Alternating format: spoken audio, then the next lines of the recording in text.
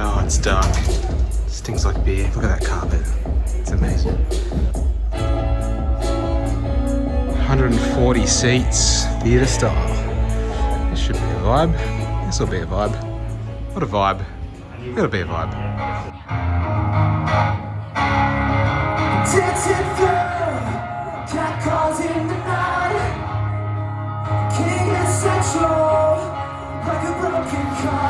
So a quick little run through the setup. During lockdown, I purchased an SQ5 console with a Dante card installed for use at home. I've been doing a lot of remote lessons online with audio, so it's been super helpful to use Dante with the SQ5 and Dante Via to pipe application audio out of the computer onto separate faders and that kind of stuff, and dial mixes into Zoom and that kind of stuff. But I've been trying to work out this setup where I can host plugins using the SQ5, not using the USB interface because of the latency involved, but trying to get minimal latency and using plugins such as UAD, Neural DSP, and the like. So the idea here is that I would use the Dante interface on the console, and I've bought a Dante Focusrite PCIe card, which is housed in this little guy here, which is just a Thunderbolt chassis. So on the back of this, what I've got the RedNet PCIe card. So basically the console is going to connect up to the computer via this card.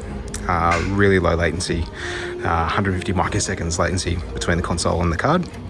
And I've got a UAD quad accelerator in this chassis as well. So that will connect up to my MacBook Pro and basically allow me to pipe audio into the computer, process it on the UAD card and pipe it back into the console for the mix.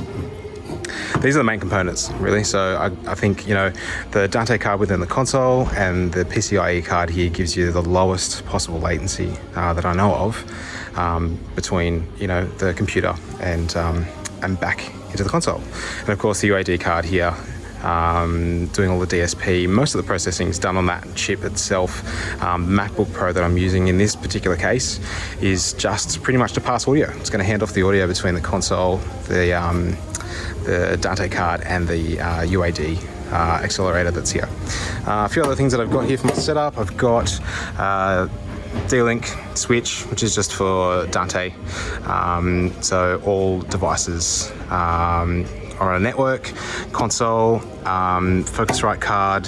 My MacBook Pro is going to be used mainly just for network connectivity, Dante controller, that kind of stuff. I've got a little wireless hub that I use so I can get the iPad out if I need. I've got a little record computer down here as well.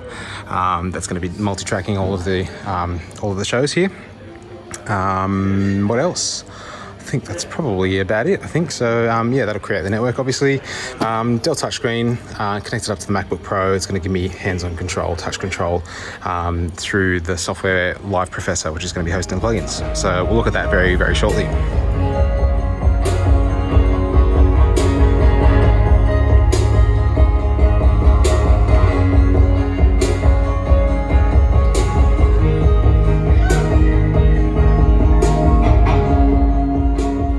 So console's all set up, SQ5, LiveProfessor running on the MacBook Pro. I've got the SQ5 app up on the MacBook Pro just to show me high resolution meters. I've got the set list set up here. These are all snapshots or cues within LiveProfessor, and these are all I can switch between that set list and the cues within LiveProfessor just by using the soft keys on the SQ5 through MIDI. So you can see as I tap these soft keys, you can see me tracking through that set list there, and there's various kind of little things that are going on in the background with the plugin settings and that kind of stuff there. So SQ5, Dante chassis over here with a UAD card in it, and LiveProfessor. So within LiveProfessor, you can set this up to run chains of plugins. I've got some singles and I've got some little chains going on for certain things. Majority of what I'm running here are UAD plugins, but I am running a Neural DSP amp sim here for just some additional tones and niceness. This reverb here is like one of the lushest reverbs I've heard in plugin format. So I love using that. I've got distressor happening here over the looper. I've got on the vocals, I'm running Wave C6 and I'm running the UAD LA3A. Various other little bits and pieces, UAD Fatso for guitar bus. A few other little bits and pieces, another amp sim going on here for overly distorted sound. And I'm running a DI from a stage pre all of the performance effects to duplicate these channels out and create additional layers that I can build in. Running a few reverbs, UAD EMT140, UAD Pure Plate for vocals, which sounds absolutely lush. And I'm running the Sound Machine Woodworks plugin for his acoustic sound, just to kind of give it a little bit of additional oomph. So that's a quick little run through. Basically what I'm doing is sending audio from the SQ5 either as inserts. So for example, actually there's one other plugin that I'm using here as well. This is the UAD subharmonic synthesizer, which is basically taking the guitar and making a really low frequency kind of octave down sub effect out of it. So it allows me to kind of build really low frequency bass parts into the music and the arrangements. So with that particular channel on the console here, if we go to the sub channel, you might not be able to see it through here. I'm actually using that plugin there as an insert. So if I go to insert here, what I'm doing is I'm sending out of Dante port 33. This Dante device captures that, and it's inserted in LiveProfessor on input 33. Outputting out of 33 as well, and we're returning back into the console on that Dante channel 33 as well. And of course you can see that's engaged. So audio is basically coming into the console from the DX168 stage rack, and it's coming into the console. There's a little bit of processing on the channel before it goes out. So because basically I want to just take the low or low mid frequencies and then generate that low sub kind of content, I'm just filtering off all of the high end. I've got a bit of compression and stuff going in because this thing here is a little bit unpredictable sometimes. So I like to try and compress the input signal as much as I can so it's nice and even and that kind of thing. So that's the inserts done. I've got some groups on the console as well too. So the looper, for example, and the guitar subgroup are being processed through the Fatso, like I said before.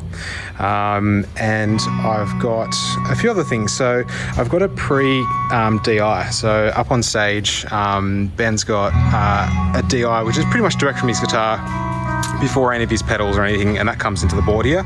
I don't actually really use that channel particularly in the mix, but what I'm doing is I'm using that the direct output from that to send to multiple channels within LiveProfessor. So that there is sending to my guitar distortion channel, okay, and it actually pops up on a different channel on the console. So it comes in here, that's the guitar distortion there.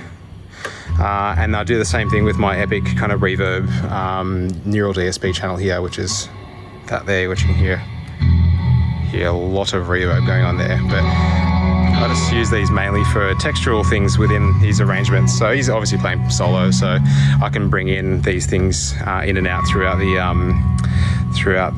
arrangements of the songs to create dynamics. There's that kind of low frequency sub kind of thing going on there, which is it's epic, really gets you in the feels.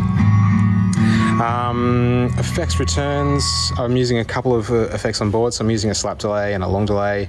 The reverbs I'm using from within LiveProfessor, and same deal, I'm just using the regular kind of mix outputs here to send, just as I would send and return effects, sending from those mix outputs, returning back into regular channels, which I've kind of color coded to look like the other effects returns and stuff. So what else do I have going on? Not really a lot. I've got ambient mics. Ben's running in-ear monitors. Pretty kind of vibey, low-key kind of show. So he wanted to be able to hear everything, all the banter and all that kind of stuff, all the back and forth from the crowd. So we've got a couple of ambient mics that are actually clamped onto the front of house. They're just pointing right towards the audience. So he's getting his his in-ear monitor mix here from front of house. He receives mainly dry channels, just a little bit of the process stuff here, but mostly what he's receiving is is pretty much just the dry stuff off stage, his guitar amp, his looper, and a little bit of some of the other process like the guitar distortion and that kind of stuff. These are all, he receives them post fader. So whenever I turn these up, he gets a little bit of a minis here, but not enough to ever overwhelm him.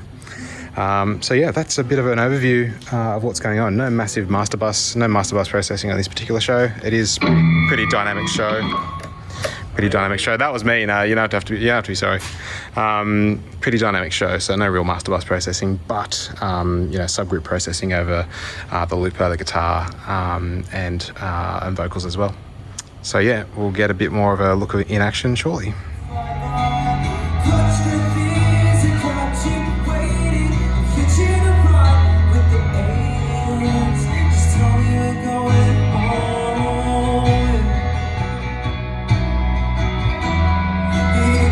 So sad.